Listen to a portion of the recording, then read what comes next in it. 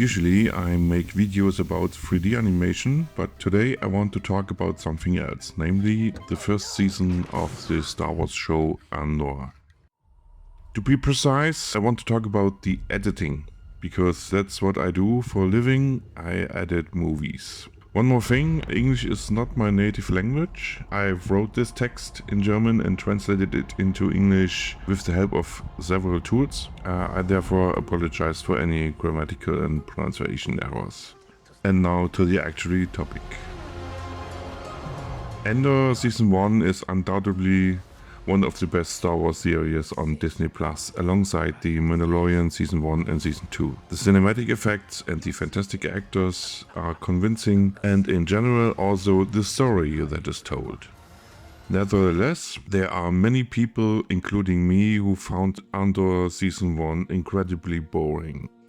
For me personally, I really don't connect with this show at all. I find it to be very boring. I find it to not feel like Star Wars. Yes, it's another build-up episode. So if you want to be disappointed that it's like, hey, we're going to do the heist next episode, and then we don't do the heist next episode, we do the build-up to the heist in this episode. Is there some magical show that I missed that's under the same name, and am I watching the wrong show?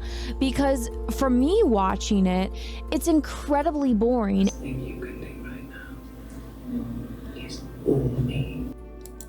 Oh yeah, what's your excuse, TV show? Because you're boring me and you're 9 episodes into this boring mess. ANDOR has been described by many people as the best Star Wars series that nobody saw. Why is this the case? I am a freelance film editor, and after watching this series I can say with a pretty good degree of certainty what the main problem with this show is. It's the editing. There are other problems like strange narrative structure and the countless characters, but the editing is the main problem here, in my opinion. ANDOR Season 1 has 12 episodes with a total length of 9 hours and 42 minutes. If you subtract the recaps and the credits of each episode, that leaves just under 9 hours of material. To find out exactly where the problems in the editing were, I decided about a year ago to make a short feature film version of this series, cutting out all unnecessary scenes, dialogue and extra length without removing a single storyline. In the end, it turned out to be 2 feature films with a total running time of 5 hours without credits. That means more than 4 hours of redundant material was cut from the series. That's 5 episodes, each 48 minutes long. What are the mistakes that were made during the editing process? To answer that, I show you some sample scenes. You can see the original version in the upper half of the screen and the edited version in the lower half. Let's start with the very first scene from episode 1.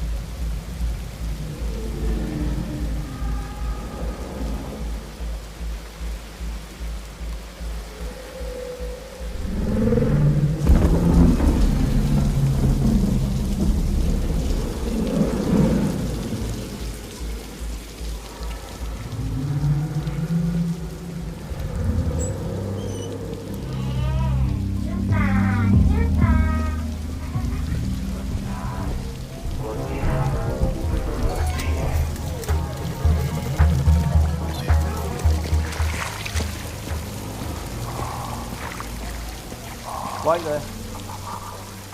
No weapons, no comms, no credit, no nonsense. In you go. Upstairs lounge is closed tonight.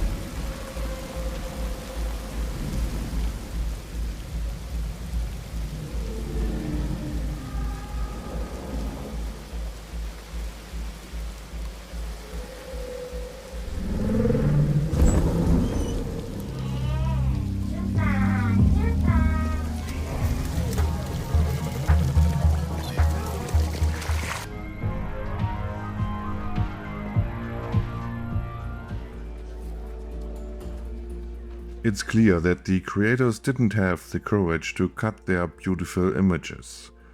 Instead, one walking sequence after another is cut together, and this is the case throughout the entire season. When any character walks from point A to point B, we basically see at least 4 different shots of the same action. The character is walking. These shots are often unusually long, creating an uncomfortable feeling for the viewer.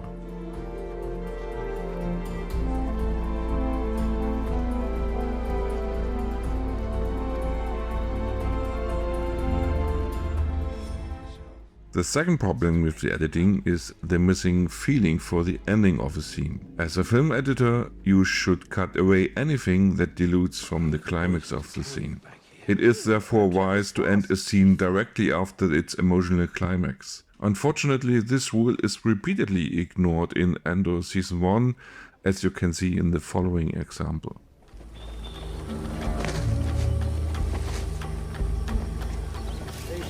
Rob.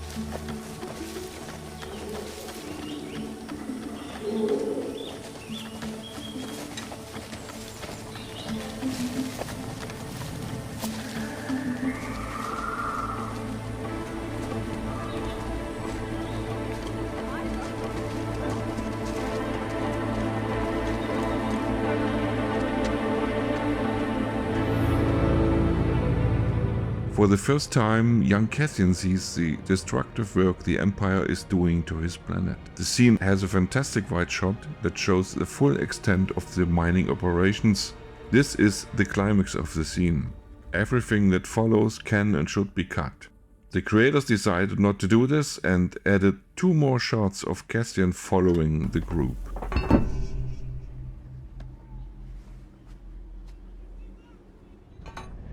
This kid is the reason that we are here. The second example is similar. Cassian asks the crucial question. How do we get to the doctor?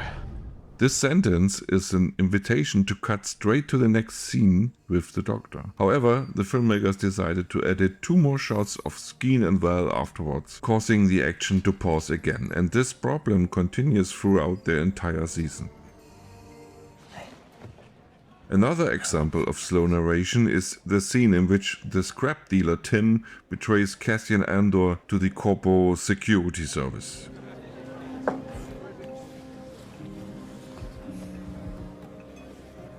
You should go.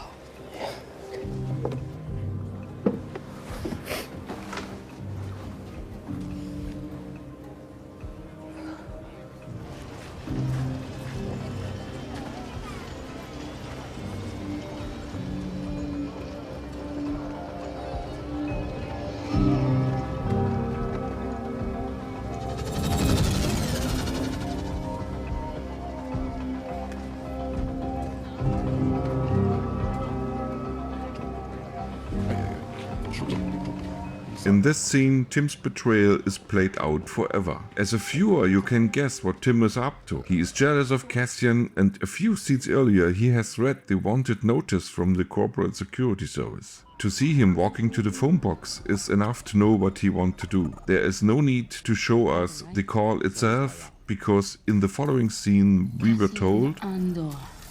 That says he's from Fest. This was a tip call, right? Probably someone messing with us. I don't see Canary here. Hey, I won't forget this.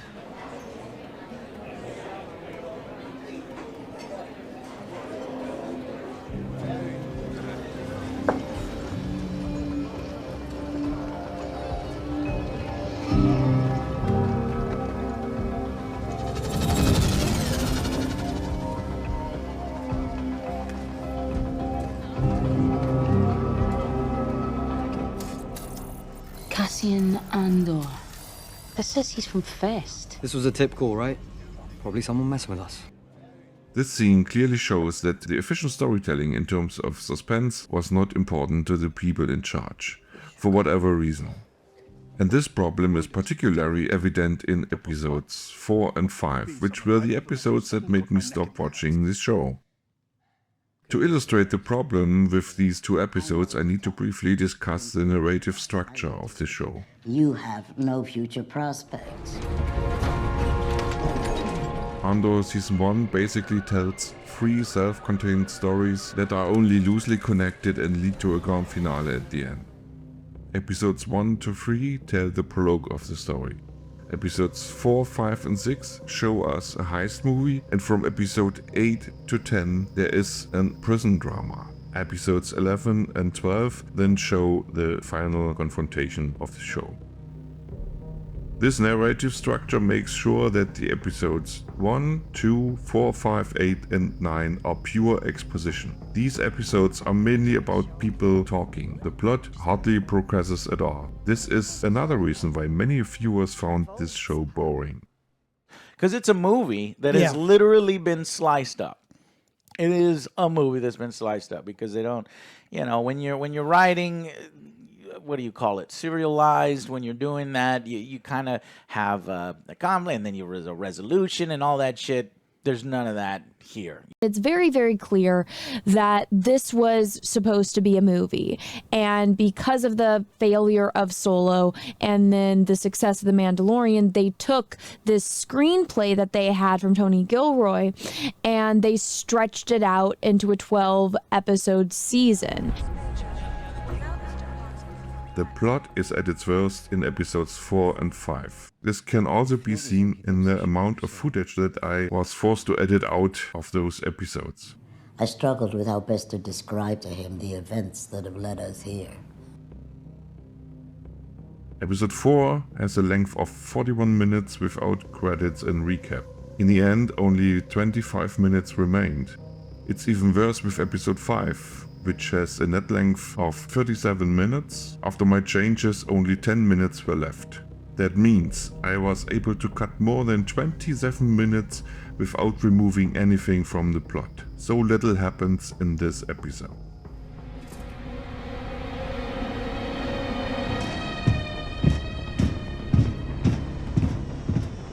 The prison drama, episode 8 to 10, is also told in great detail. Cassian Andor is sentenced to a long prison term for a minor offense, and together with his fellow inmates he is forced to produce war-critical equipment for the Empire. The production of these parts is shown over and over in extensive montages. This is drastically reduced in my edited version.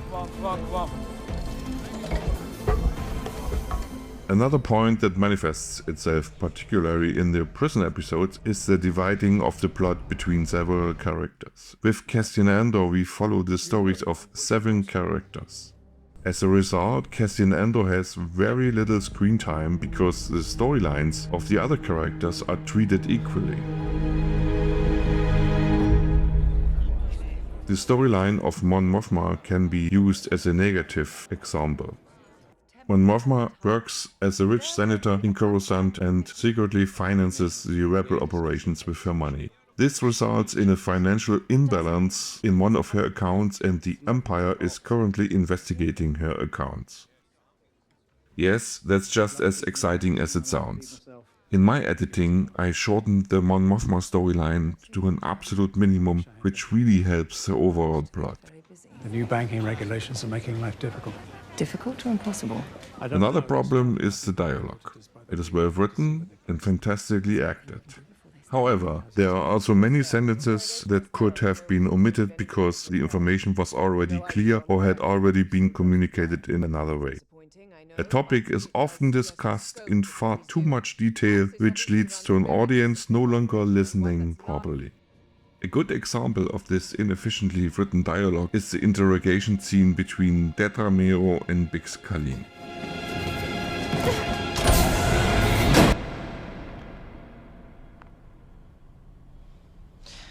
I don't like wasting time. But one must be careful. You pull in the net, and the easy thing, the quick thing, is to assume that everything you've dragged to shore is a fish. I have colleagues who believe that's the prudent mindset in defense of the Empire. But I take a more nuanced view. I try.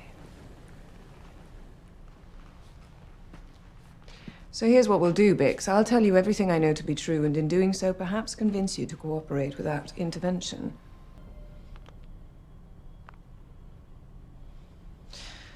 don't like wasting time. So here's what we'll do, Bix. I'll tell you everything I know to be true, and in doing so, perhaps convince you to cooperate without intervention. Were you aware that the buyer, your contact, met Park only once before being turned over to you?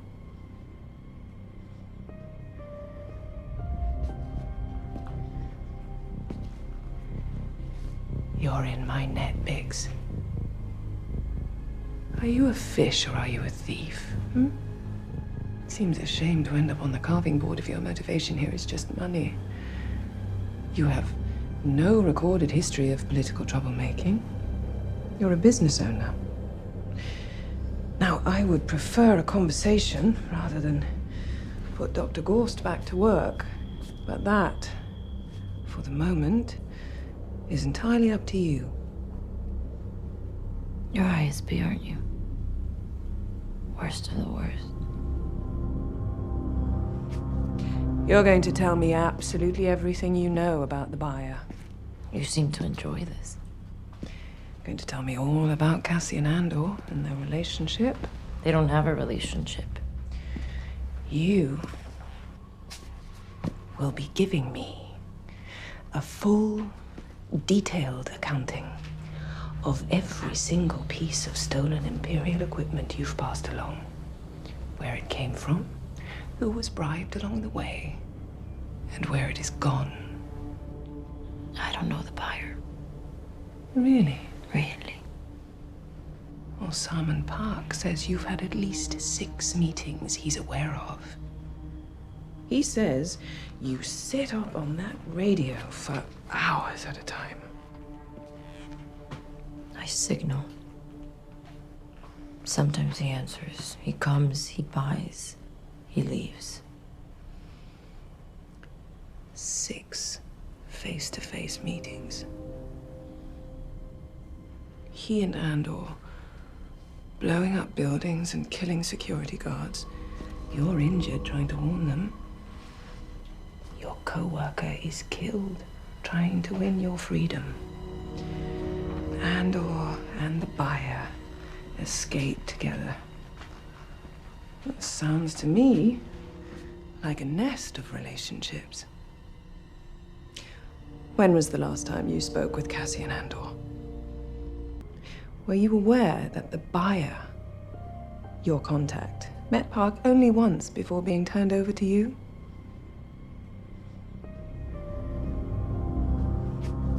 You're going to tell me absolutely everything you know about the buyer. You seem to enjoy this. Going to tell me all about Cassie and Andor and their relationship. They don't have a relationship. Andor and the buyer escape together. That sounds to me like a nest of relationships. When was the last time you spoke with Cassie and Andor? Instead of focusing on the important things, the authors let Detramero ramble on for ages about her interrogation technique. This is supposed to make her special, but all it does is to make you stop listening. It would have been the job of the director and the editor to trim down those dialogue monsters to a reasonable level. The very worst thing you can do right now is bore me. Oh yeah, what's your excuse, TV show? Because you're boring me and you're 9 episodes into this boring mess. I came with you to be part of something. The second season will be released on Disney Plus in 4 weeks at the time of this recording. I very much hope that the narrative rhythm will be tightened up in this new season. But I don't have high hopes, as Disney has already announced that it will release 3 episodes a week, so we can assume that the second season will once again be told in 3 self-contained stories. Welcome to the rebellion.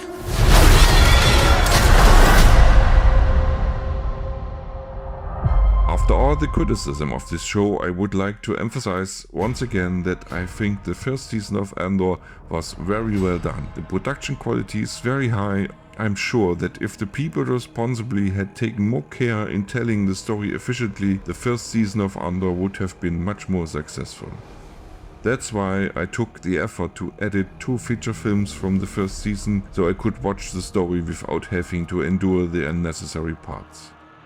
If you would like to compare 1 or 2 scenes yourself, you can do so. In the video description down below you will find 2 non-public links and the corresponding passwords.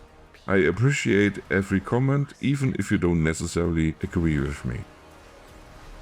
Okay, that's it for today. I hope you enjoy watching my version of ANDOR Season 1.